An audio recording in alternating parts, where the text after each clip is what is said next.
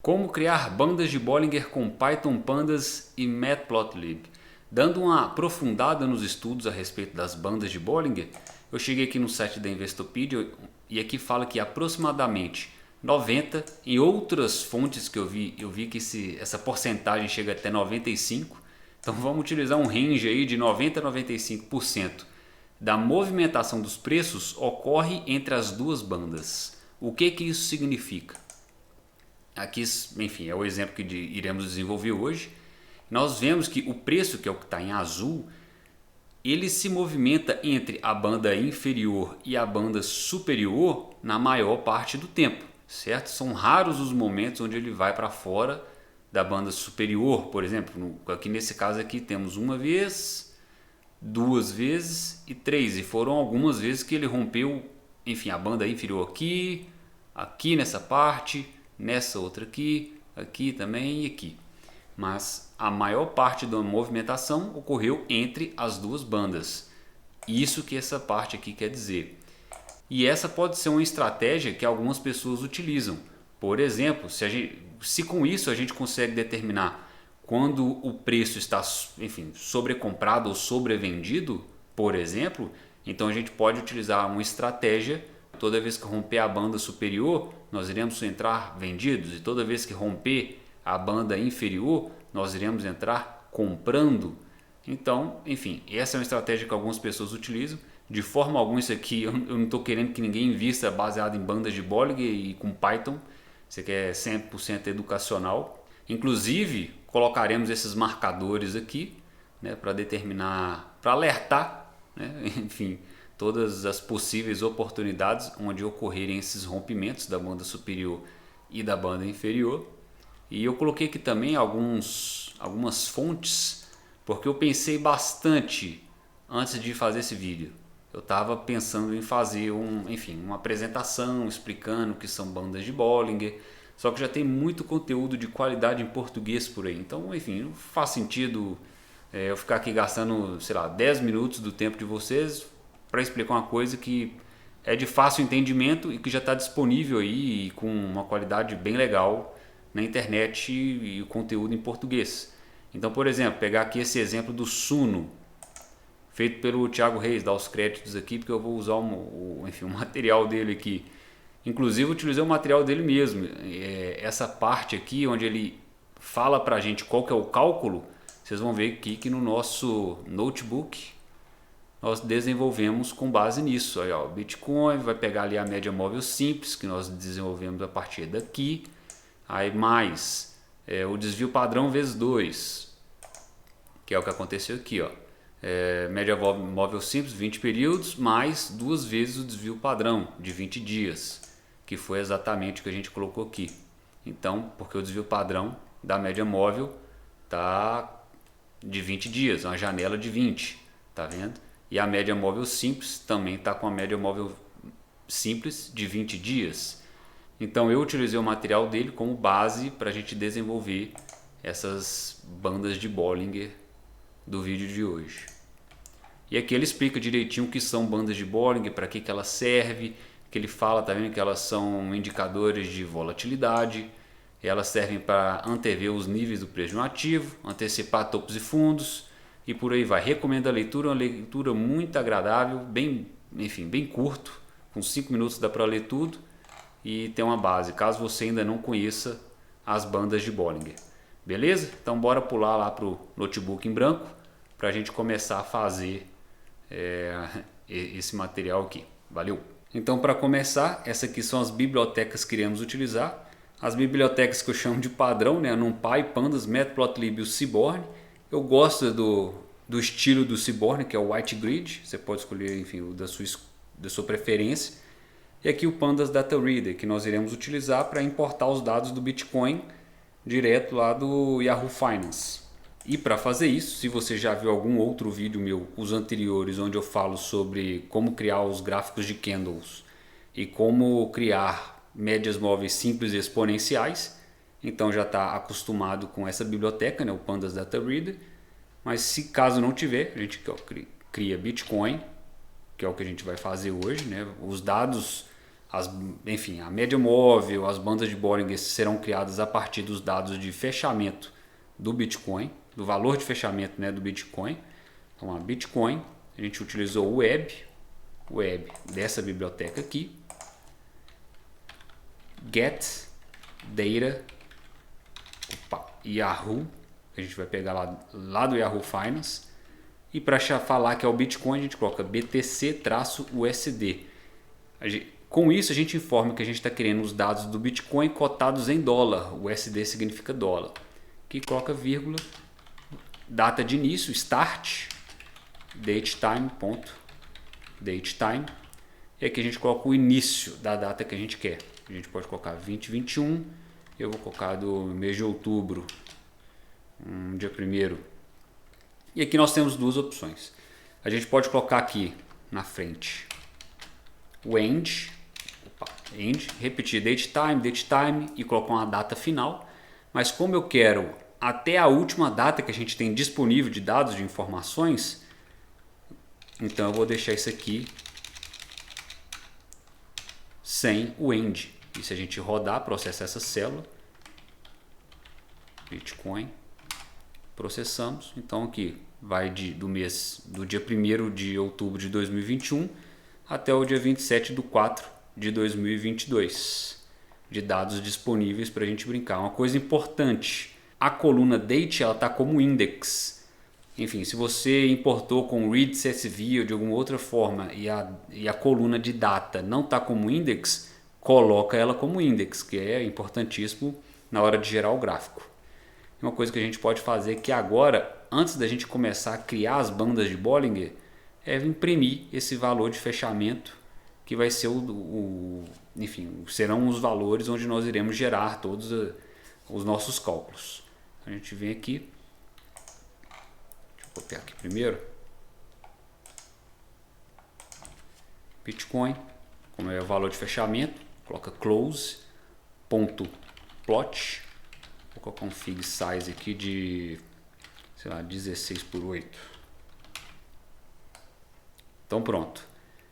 As bandas de Bollinger serão adicionadas, vamos dizer assim, em um gráfico exatamente igual a esse. Então aqui vai ter a banda inferior, vai ter a banda superior, indo por cima dos preços, e vai ter a média móvel, né, de 20 dias, que é o período onde, por exemplo, no caso aqui desse artigo da Suno, que fala que a gente tem que criar uma média móvel simples, essa do centro, né, que no caso é essa aqui que ele mostra aqui no exemplo dele,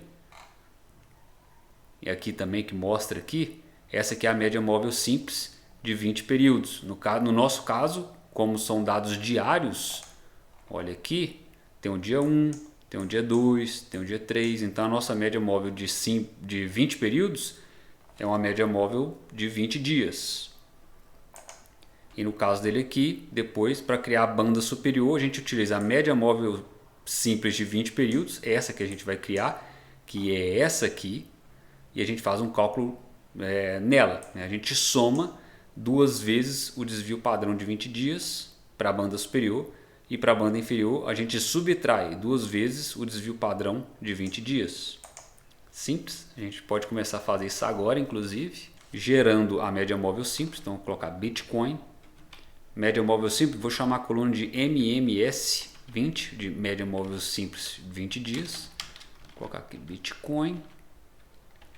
Essa média móvel simples ela é gerada com base no valor do fechamento. Então close.rolling window de 20. E aqui a gente forma que a gente quer uma média.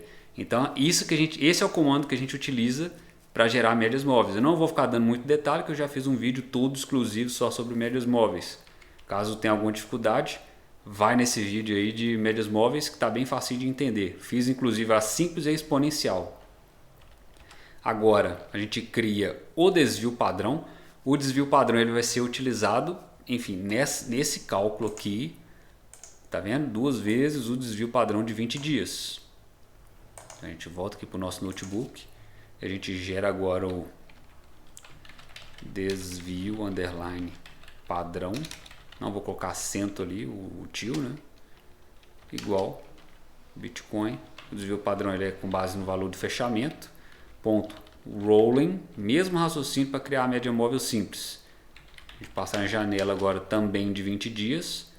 Lembra que aqui, ó, desvio padrão de 20 dias.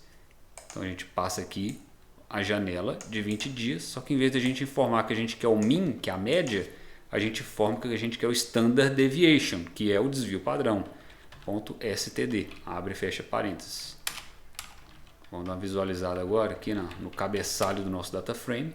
Então nós temos o data frame base, né, que é até o fechamento ajustado aqui, e média móvel simples de 20 dias, desvio padrão também criado.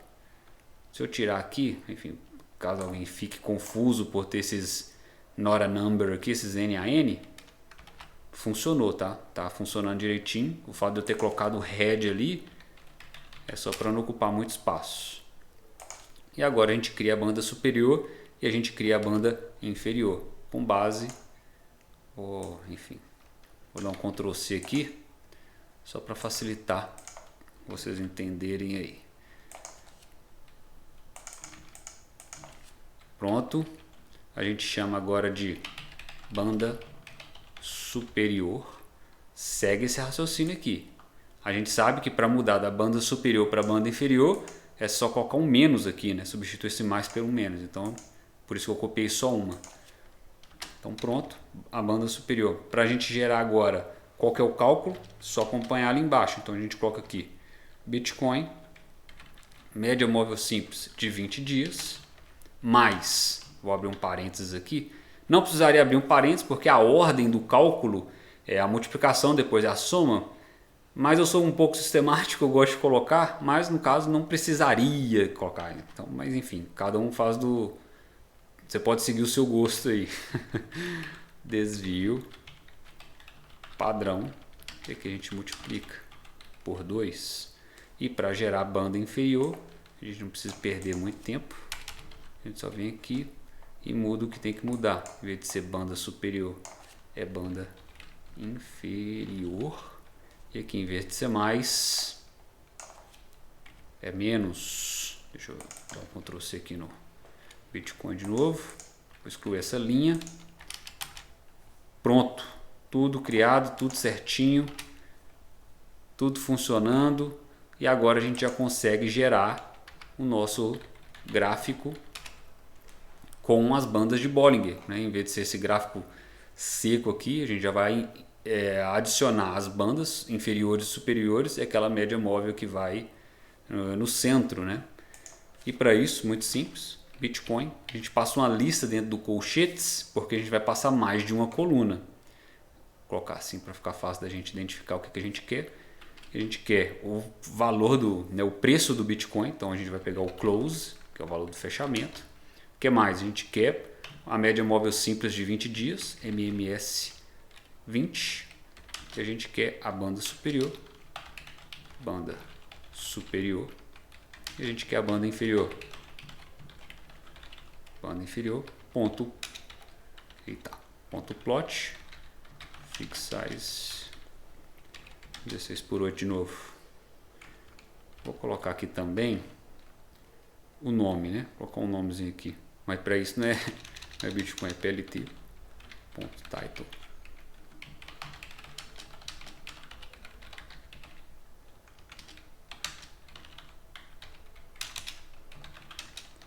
Uma font size de 18. Vamos ver se vai dar certo. Pronto, certinho, resolvido, tranquilo, bem fácil, né? A gente só seguiu os cálculos aqui informados pelos artigos, né, que eu deixei no notebook. Vou deixar no comentário, na descrição do vídeo também, os 3 artigos. Tem outros artigos, né? Tem muito material de qualidade de graça aí. Não conheço ninguém que trabalha na Coinext, na Suno e na Nelogica. Coloquei porque eu gostei da forma como foi explicado mesmo. E tá aí, tá feito. Mas se a gente quiser fazer uma graça e adicionar aqueles sinais de compra e de venda, lembrando, toda vez que o preço for acima da banda superior, que nem aqui, a gente vai querer um marcadorzinho, um triângulozinho apontando para baixo, vermelho. E toda vez que ele vier para baixo da banda inferior, colocar um triângulozinho apontando para cima, verde. como que a gente pode fazer isso? Bem simples também, a gente vai utilizar um comandozinho do NumPy. Então a gente Bitcoin, vou chamar de sinal de compra. O sinal de compra, agora a gente utiliza esse comandozinho do NumPy, np.where. Esse where significa onde, né? Então vamos lá, a gente vai utilizar o NumPy onde, aí aqui a gente coloca o Bitcoin, a banda inferior.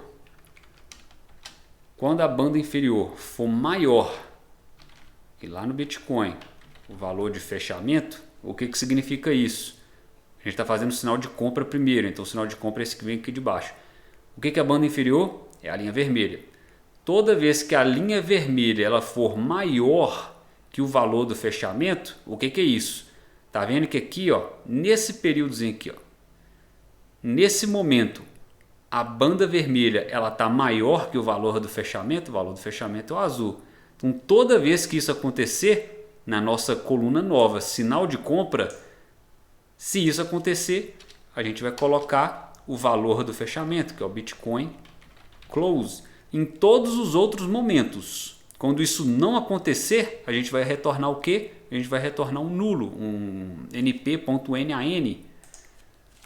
Vocês já vão entender por quê. np.nan. E aqui agora a gente já pode criar o sinal de venda utilizando razoavelmente o mesmo raciocínio. Sinal de venda np where, aqui agora banda superior. Toda vez que a banda superior, aqui eu tenho que inverter o sinal também. Era melhor ter escrito o negócio do zero, né? Então vamos lá, toda vez que a banda superior for menor que o valor do fechamento, isso mesmo, então tá certo. Toda aqui, ó, vamos pegar aqui. Toda vez que a banda superior, tá vendo? A banda superior, que no caso aqui, a banda superior que é o verde, toda vez que ela for inferior ao valor de fechamento, no caso aqui, ó, nesse momento aqui, pega aqui. Nesse momento aqui, ela está inferior ao valor de fechamento. Toda vez que isso acontecer, na nossa coluna nova aqui de sinal de venda, a gente vai retornar o valor de venda, o valor que é esse valor aqui de venda, o azul, na nossa coluna nova. Em todos os outros momentos, onde ela tiver aqui para baixo da banda superior, onde o preço estiver para baixo da banda superior, a gente vai retornar como nulo. Enfim, eu acho que eu estou bagunçando a experiência de vocês com essa explicação aqui, mas vocês já vão ver agora mesmo o que isso significa. A gente bora visualizar e aqui a gente vê tá tudo como nulo, né? Não tá. Se a gente vier aqui com um head, vou passar um head de 60, será que vai? Acho que foi, hein? Vai dar pra ver. Deixa eu pegar lá as duas últimas. A maioria tá como nulo, né? Mas vocês percebem que em alguns pontos a gente tem valor. No caso aqui, aí, ó, aqui também tem valor.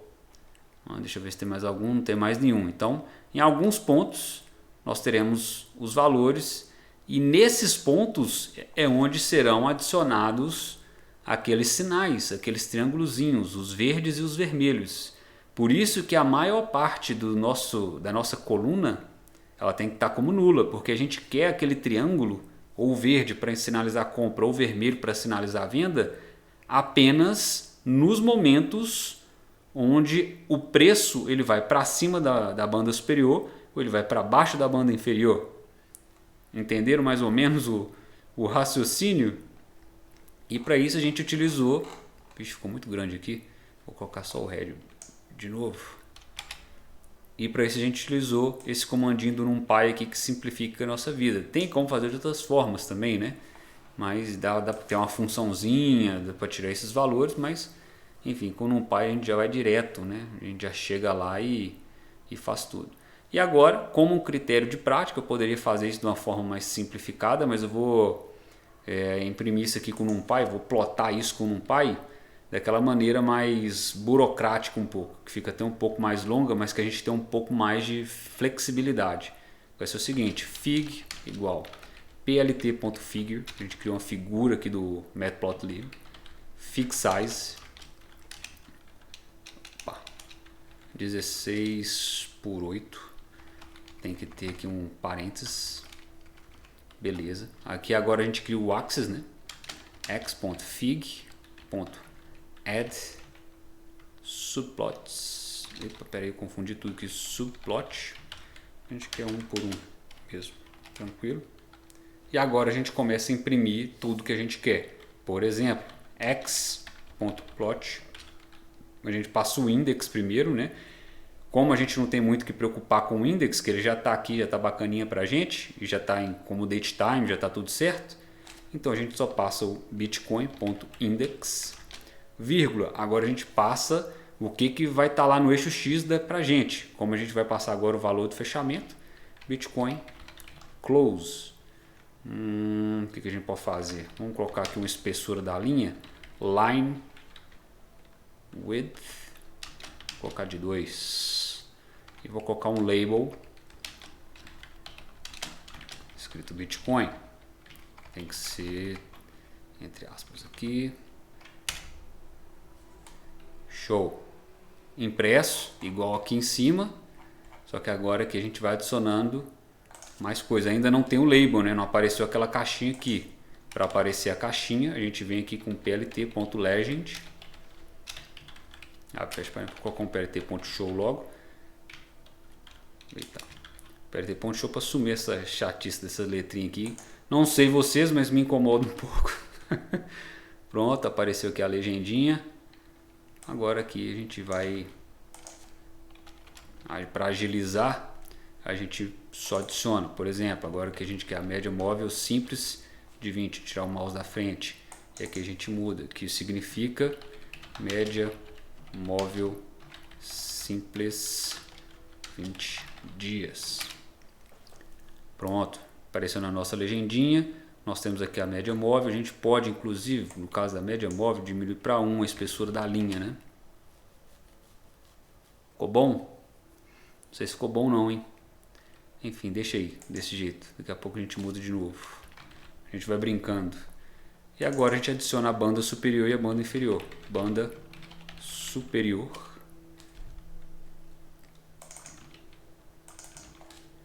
Substituir esse underline. Boa, funcionou. E aqui a gente passa a banda inferior.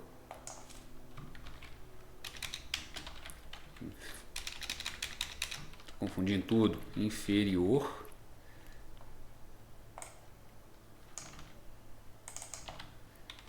pronto, tudo feito. E agora falta adicionar os marcadores, né?